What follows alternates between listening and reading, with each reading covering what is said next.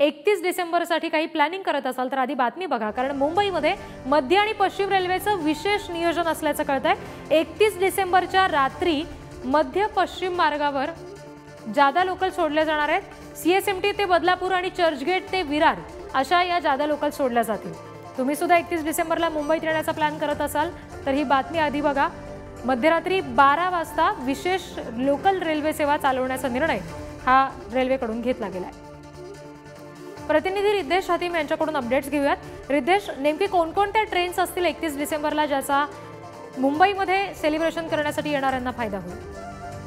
नक्कीच आपण पाहिलं तर नवीन वर्षाच्या स्वागतासाठी कोणतीही कसर राहू नये यासाठी मध्य आणि पश्चिम रेल्वेने पुढाकार घेतला आहे। अंबरनाथ, बदलापूर, विरार, नवी मुंबई या ठिकाणावरून लोक खास नवीन वर्षाच्या स्वागतासाठी मुंबईत येतात आणि त्या अनुषंगाने जे नवीन रेल्वेची आहे त्यासाठी जर नवीन जी यादी आहे ती जाहीर करा। मध्य रेल्वेमध्ये सीएसटी ते कल्याण मध्यरात्री 1:30 वाजता असेल।